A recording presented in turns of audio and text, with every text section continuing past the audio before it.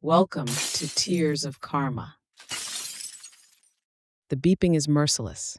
It pierces the fog of morphine, drilling into my skull like a cruel metronome marking the pace of my fragile existence. I wake to it, my chest bound by tubes, my veins tethered to needles. Every shallow breath reminds me of how close I came to slipping into silence. Yet the sharper pain, the one that claws deeper than any scalpel, comes from the voices just beyond the thin hospital curtain. They are familiar. My children, the very pieces of my soul I once swore would never know hunger or cold. Now they murmur in low tones, not of worry or love, but of division. Jewelry, bank accounts, the house with the cracked porch I worked 3 jobs to buy. My body stiffens, though I force my eyelids to remain shut. I'll take the dining set. She won't need it. The words land heavier than any blow. My son's voice, the same mouth I once kissed goodnight. Then my daughter counters with the sharpness of entitlement. The car's mine. She owes me for everything I did. Each sentence carves me open anew. Their greed strips me, leaves me more naked than this hospital gown. The betrayal suffocates, wrapping around my throat tighter than the oxygen mask. I ache to rip out the tubes, to rise and curse them, but the truth is cruel. My body is too weak, my heart too fragile. I am a captive in my own flesh, forced to listen as they dismantle me piece by piece. The humiliation burns hotter than the fever running through my veins. I gave them life, and in return, they circle like vultures, tearing at what remains before I have even gone cold. My tears do not fall. They dry within me, crystallizing into something sharper, something unbreakable. My survival is no longer about healing. It is about vengeance. If death had almost claimed me, betrayal has resurrected me. The monitor spikes, not from illness, but from fury. They hear the change, dismiss it as weakness, never realizing it is a vow. Silent, blazing absolute. I will rise again. The days stretch long and airless in the sterile brightness of the ICU. I master the art of stillness, pretending to drift in and out of sleep. My eyelids heavy, my breath shallow. They think I do not hear. But I hear everything. I am the ghost in my own room, condemned to haunt my living body. My eldest son leans near the bed, his voice carrying the weight of desperation. The debts are crushing me. If she goes soon, at least I can breathe again. My blood runs colder than the saline dripping into my veins. He does not want me to live. He wants relief. My daughter's voice follows, laced with bitterness. She promised me the house years ago. If she dies, it's finally mine. Even their spouses join the chorus, casual in their cruelty. Plans for vacations, arguments over furniture, whispered jokes about who will get the silver. They speak as if I am already buried. I lie silent, my chest rising faintly, my body frail, but inside me a storm gathers. The humiliation gnaws deeper than the 4 needle piercing my arm. I remember the nights I worked double shifts to pay for their schooling, the meals I skipped so they could eat. All of it dissolves under the acid of their greed. Only one pair of eyes betrays mercy. Lila, the nurse assigned to my care, hovers in the background. She says little, but her gaze tells me she hears them too. Compassion and disgust flicker across her face like shadows under fluorescent light. She adjusts my blanket with tenderness my own children cannot summon. She knows, and I know she knows. Each day my strength crawls back, inch by inch. My body is slow, but my fury is fast, racing ahead, sharpening itself into something deadly. They think I am half dead, that I am fading. They have no idea I am listening, recording every word, every betrayal. One day soon, I will open my eyes fully, not as their mother, but as their reckoning. The day I am released, the air tastes wrong. My body is weak, yet it is not the ache in my bones that unsettles me. It is the silence. The house, once a sanctuary, feels colder than the ward I left behind. No flowers, no warmth. Only shadows where love used to live. I shuffle from room to room, dragging my brittle body across the floorboards that groan as though mourning. Drawers gape open, cabinets bare, small things already missing. It is not just my health they were waiting for, it was my death. Among the mess, I find them. Old letters, legal papers, and signed checks, messages slipped into folders I had never bothered to open. Trails of manipulation scattered like breadcrumbs I had ignored, too blinded by trust to see where they led. Forged signatures on documents I never authorized. Accounts siphoned, drips of money stolen over years until the loss became a flood. Lies whispered to neighbors, painting me as senile, unfit, a relic waiting to fall. Each discovery is another knife in my chest, twisting deeper than the last. My heart, once pliant with forgiveness, begins to calcify. I see their faces in every deceitful line, their hands reaching for what was mine before my pulse had even faded. So I sit at the kitchen table, an old notebook before me. Slowly, deliberately, I begin a ledger. Names, dates, sins. Every betrayal carefully inked, each word a nail hammered into the coffin they prepared for me. I write with the precision of an executioner. At the top of the page, I scrawl one sentence, my hand trembling not from weakness, but from resolve. Every debt will be paid, and I will be the one to collect. They invite me to dinner as though I am an honored guest, not the carcass they circled only days ago. The table is set with forced cheer, candles flickering, glasses chiming, dishes steaming with food meant to disguise venom. My children greet me with smiles stretched too wide, painted across their faces like masks. Puppets, all of them, strings pulled tight by greed. I lower myself into the chair, my body aching but my mind sharp. They expect gratitude, the rehearsed role of a fragile mother thankful for their so-called care. Yet behind every smile I see hunger. Their eyes stray again and again toward the deeds to my properties, papers they believe will one day belong to them. The spouses play their part flawlessly. One leans in with syrupy sweetness, suggesting investments for my comfort. Another speaks of repairs to the house, disguising schemes as kindness. Their hands brush against mine, warm on the surface, cold beneath. I sip my soup in silence, watching steam curl like ghosts into the air. Each laugh, each compliment, each gentle touch is a dagger coated in sugar. They believe I am fooled, but I record every word, every glance, every false kindness in the ledger etched inside my skull. Their laughter echoes hollowly, rattling through the hollow spaces of my chest. In that moment, I understand. This betrayal is not born today. It is old, inherited, passed down like a curse through bloodlines that valued possession over love. A cycle of greed, repeating itself through generations. But I am no longer pliant. I am the fracture, the break that will shatter the chain. They think I will surrender quietly. They do not see the blade I am sharpening in silence. Silence becomes my shield. Alone in the house, I move slowly, carefully, as though my fragile body is still a prison. But within that silence, I cultivate strength.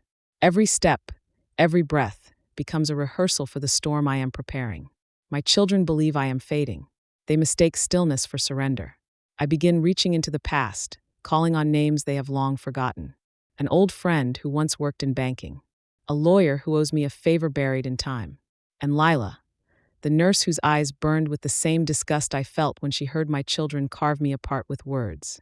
She becomes my quiet ally, slipping me contacts, whispers, fragments of truth. Together, we stitch threads of power I never thought I'd hold again. While my children chatter about vacations, cars, and inheritances, I collect documents they never knew existed. Bank statements tucked into locked drawers. Letters hidden in dusty boxes. Records of accounts they thought erased. I gather truths sharp enough to cut flesh. Each discovery another weapon for the arsenal I am building in secret. I study the art of silence. I nod when they speak, feigning weakness, letting them believe the illness still clings to me. I let my hands tremble, my steps falter, while inside me a furnace roars. The more fragile I appear, the bolder they become, feeding me lies with practiced ease. They do not see the way I write everything down at night, each betrayal inked with the precision of a surgeon. My body trembles often, but I know now it is not from illness. It is the tremor of something greater, the vibration of a storm gathering, lightning coiling in the darkness before it strikes. I am no longer their victim. I am becoming their reckoning. And when the silence breaks, it will break like thunder. It begins quietly, like the faint crack of a match before the fire spreads. Sunday afternoon, they gather in my living room, smug and comfortable, their voices rising over the clink of teacups. They speak of future plans. My future, spoken as though I am already gone. Then the phone rings. A sharp sound that slices through their laughter. My lawyer's voice, steady and deliberate, delivers the blow. My will has been rewritten. Every asset placed in trust, every document sealed beyond their greedy reach. My children's smiles falter, confusion bleeding into shock. I watch from the corner of the room, wrapped in a shawl, appearing fragile but burning inside. their faces pale, their hands tightening around their cups. I see the calculation in their eyes, the frantic math of entitlement collapsing into nothing. One of them demands details, the other protests, their spouses whispering poison into their ears. And then the cracks form. Accusations rise like smoke from kindling. Who pushed too far, who influenced me, who will lose the most. Their unity fractures in an instant, and the house that once held their schemes now rings with blame. I sit quietly, sipping lukewarm tea, watching the empire of their greed begin to crumble. But this is only the first strike. Paper wounds them, yes, but paper heals. What I seek is deeper, more permanent. The humiliation of truth exposed, as public as their betrayal was private. They think they can recover, that another scheme will rise from the ashes. They are wrong. The fire I have lit is small now, but it will spread. And when it does, there will be no water strong enough to put it out. The gathering was their idea, not mine. A dinner to celebrate my recovery, as though my survival were a trophy they could parade in front of neighbors and friends. The dining room glowed with candles, laughter spilling like cheap wine, yet beneath it I felt the rot. They expected me to play the role of the grateful mother, fragile but smiling, a prop for their false image of devotion. But tonight I had come armed. When the moment arrived, I rose from my chair slowly, leaning on the table for support. Their eyes softened with condescension, assuming I would give a trembling toast. Instead, I pressed a button. The wall lit up with projected statements, bank records, transfers, signatures forged in my name. Gasps rippled through the room. I spoke clearly, my voice thin but cutting. Every number you see here, I said, is a theft. Every lie told while I lay in a hospital bed has been preserved. Then came the testimonies, letters, recordings, fragments of their whispered greed. The secrets they believed died in that hospital curtain now hung in the air, exposed to neighbors who shifted uneasily in their seats, friends who recoiled as though my children were diseased. The masks cracked first in their eyes, shock bleeding into panic, panic into rage. My son stammered denials, my daughter's voice rose to shrill accusations. Their spouses tugged at their arms in vain attempts to contain the unraveling. They scrambled, desperate, but the crowd had already seen enough. I stood taller in that moment than I had in months. My body still weak, but my truth a fortress. Their humiliation washed over me like medicine. Each gasp from the room another dose of healing. Yet I knew this was not the end. What shattered tonight was only the surface. Karma had begun her work, but her hands had much more left to finish. It happens faster than I imagined. One by one, their lives unravel like threads pulled from a rotting garment. My eldest, once boastful of his empire, is dragged through headlines smeared with scandal. Fraud, mismanagement, the same hunger that drove him to carve me apart devours his business whole. I see his face in the newspaper. Ashen, hollow, aged decades in a day.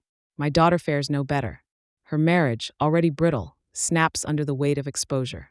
Her husband, shamed by whispers and truth too loud to ignore, abandons her to the ruins she helped build. I watch her eyes lose their fire, replaced by the desperation of a gambler who knows the table is gone. The in-laws retreat, once bold in their greed, now silent in their shame. They avoid me in the street, their smiles erased, their voices tight with embarrassment. Their retreat is not mercy, it is survival. And I remain, still alive, still standing. The empire they tried to strip from me crumbles into dust at their feet, and I do not lift a hand to stop it. My heart, once spiked by betrayal, beats steady now, steady with vindication, steady with victory. I leave the house behind. Its walls still echo with their whispers, every corner haunted by schemes and greed. The air feels poisoned, heavy with memories I refuse to breathe any longer. With my remaining strength, I step away from the empire they tried to steal and carve out something smaller, quieter.